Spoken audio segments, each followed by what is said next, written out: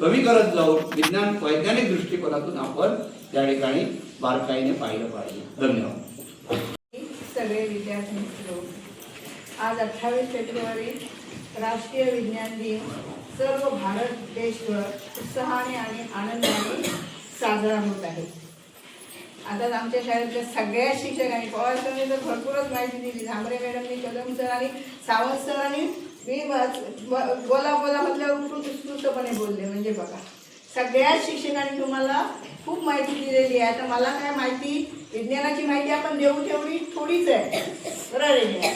पण आता याने तुम्हाला पाहिजे त्यापेक्षाही अधिक माहिती दिली. मी काय जास्त आता सांगत नाही, फक्त आता राहिलं काय, CV रमन यांचा जीवन परिचय, एवढ्याच गोष्टी मी सांगते. तर आजचा हा दिन 28 फेब्रुवारी हा दिन राष्ट्रीय विज्ञान दिन म्हणून साजरा केला जातो.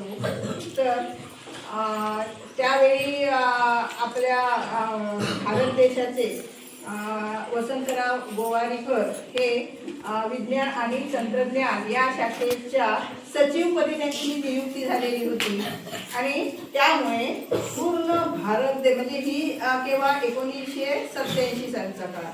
आणि आपल्या भारत देशामध्ये विज्ञानाविषयी आवड निर्माण करावी सर्वांना, म्हणजे फक्त शाळेमध्येच नाही, पूर्ण भारत देशामध्ये विज्ञानाचं वातावरण निर्माण करावं यासाठी त्यांनी अनेक योजना राबवलेल्या होत्या. आणि त्यापैकी ही एक योजना म्हणजे राष्ट्रीय विज्ञान दिन साजरा करणे. आता आपल्या शाळेमध्ये, आपल्या म्हणण्यामध्ये भारतातल्या प्रत्येक शाळा, महाविद्यालय, विद्यापीठे सर्वांमध्ये हा दिन मोठ्या उत्साहाने आणि आनंदाने साजरा केला जातो. का तर विज्ञानाविषयी विद्यार्थ्यांना आवड निर्माण करावी, विद्यार्थ्यांना विज्ञानाविषयी वैज्ञानिक दृष्टिकोन निर्माण करावा, विद्यार्थ्यांनी थोडंफार वैज्ञानिक प्रयोग, त्यांना गमतीत तसे प्रयोग त्यांनी करावे.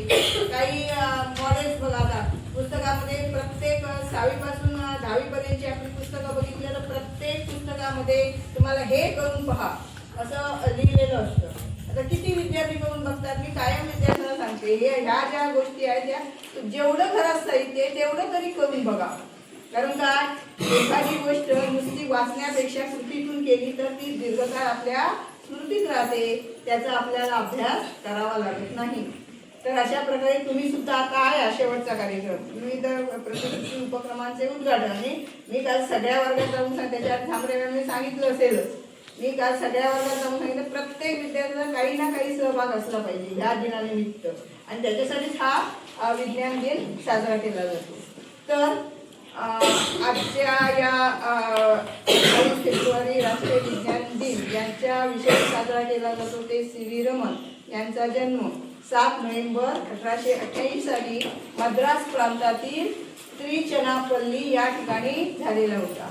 त्यांचे वडील चंद्रशेखर भौतिकशास्त्राचे प्राध्यापक होते आणि आई पार्वती अम्मा ही एक सुसंस्कृत गृहिणी होती. आणि त्यामुळे विज्ञानाची आवड, अतिशय बुद्धिमत्ता अशी ह्या CV रमनमध्ये निर्माण झालेली होती. 1904 साली ते मद्रास विद्यापीठामध्ये BA झाले. त्यावेळी त्यांनी त्या कॉलेजचं सुवर्ण पदकही मिळवलेलं होतं. त्यानंतर 1907 साली ते कोलकाता विद्यापीठामध्ये MA झाले. तिथेही त्यांनी सुवर्ण पदक मिळवलेलं होतं.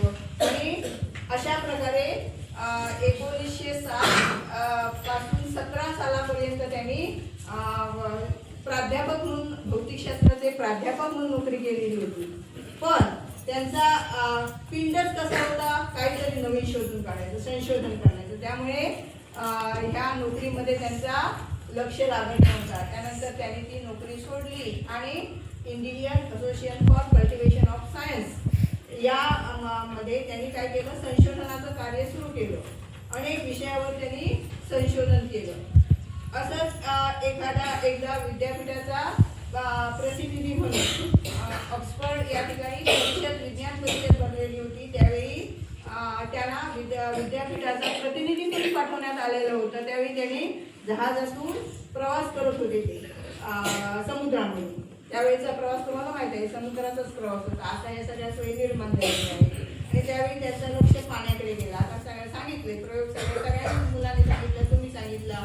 मग त्यावेळी त्यांना काय दिसून आलं, ह्या पाण्याला निळसर छटा का प्राप्त झाले, का पाणी निसर्गाचं दिसते, आणि अनेक वेळा असं त्यांच्या मनाचे प्रश्न निर्माण झाले. अनेक वेळा त्यांनी संशोधन केलं आणि शेवटी मग त्यांनी प्रयोग करून पाहिला. त्यावेळी त्यांना आढळलं की प्रकाश किरण एका त्या पदार्थावर पडल्यानंतर त्याचे विकिरण होतं. विकिरण म्हणजे काय? आता सूर्य आपल्याला उगवलेला दिसतोय, बरोबर आहे, प्रकाश दिसतो. का प्रकाश दिसतो सांगा बघू, साधी गोष्ट. सूर्य उगवला की आपल्याला उजेडला तुम्ही म्हणताय ना, असं का होतं रे? काय इथपर्यंत पोहोचतात? कशी पोहोचतात? कशाच्या माध्यमातून पोहोचतात? कोणतरी एक तरी मला सांगू शकाल? आता सेमी झाल्यामुळे कोणाला मराठीतही धड येत नाही, सेमीतही येत नाही, असं झालं. तरी आपल्याला प्रकाश दिसतो. का प्रकाश दिसतो? कसं काय काय प्रोसेस आहे? कोणतरी सांगा ना, विज्ञान आहे ना तुम्हाला. प्रकाश किरण, सूर्याची किरण पडतात आणि हे धुलीकण सर्व दिशाला पसरत आहे, तेव्हा आपल्याला प्रकाश दिसतो आहे, बरोबर आहे का? पांढरा प्रकाश दिसतो, बघा सांगितलं तुम्हाला. या प्रकाशामध्ये तानापी निपाता 7 रंग आहे, बरोबर आहे का? म्हणजे त्यांनी खूप प्रयोग केले, कारण एक आता सरांनी सांगितले एडिसनने प्रयोग 1000 वेळा केले, असे त्यांनी खूप वेळा प्रयोग केले. मग त्यांना ही शंका त्याच्या मनात आलेली ना, त्यांना स्वास्थ्य देईना. का पाण्याला निसर्ग प्राप्त झाला? हिमनगरीतील बर्फावर निसर्गछटा का प्राप्त झालेली आहे? तर त्याने अनेक वेळा प्रयोग केला आणि नंतर त्यांना सापडलं की एखाद्या पदार्थावर प्रकाश किरण पडल्यानंतर त्याचे विकिरण होते आणि त्या म्हणजे काय, ते सगळे कलर आहेत सूर्यप्रकाशातले ते मिसळतात. कानापी निपादा त्यापैकी निळा रंग लगेचच पसरतो आणि दूरपर्यंत पसरतो. अंतराळवीरांना आकाशात जाताना आकाश निळं दिसतं, त्याचं कारण ते निळ्या रंगाचं विकिरण जास्त होतं, दूरपर्यंत लगेचच पसरतो आणि त्यामुळे पाण्याला निसर्गछटा प्राप्त झालेली आहे. म्हणजे एवढ्यावरूनच तो थांबला नाही आणि त्याने पुढे त्यावर प्रयोग केला.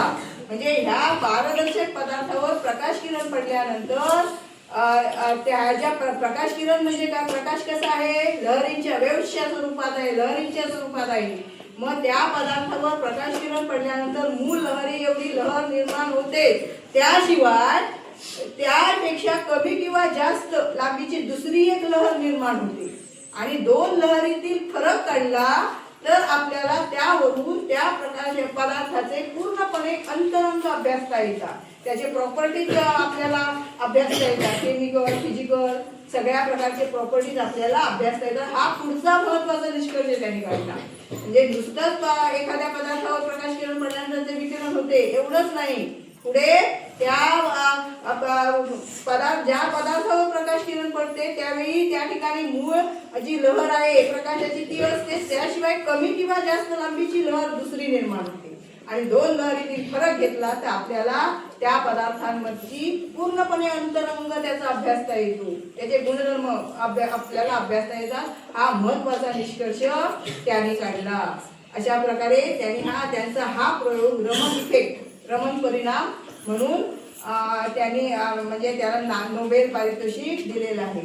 त्यानंतर रमन इफेक्ट नंतर त्यांनी रमन स्पेक्ट्रोग्राफीची सुद्धा निर्मिती केली आणि ह्या रमन स्पेक्ट्रोग्राफीचा उपयोग आज असं एकही क्षेत्र नाही की ज्यामध्ये त्याचा उपयोग होत नाही.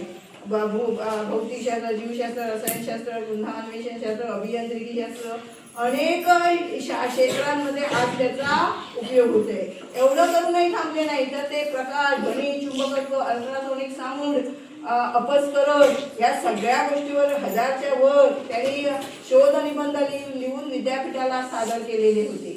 अशा प्रकारे त्यांचा 1970 साली मृत्यू झालेला होता. 21 नोव्हेंबर, जन्मदिन सुद्धा नोव्हेंबरमध्ये, मृत्यू सुद्धा नोव्हेंबरमध्ये झाला. 21 नोव्हेंबर 1970 साली ते निघून गेले. पण त्यांनी हे जे काही संशोधन केलं त्या संशोधनासाठी त्यांना विदेशातल्या विद्यापीठांनी सुद्धा DD, DSc यासारख्या महान पदव्या दिलेल्या होत्या.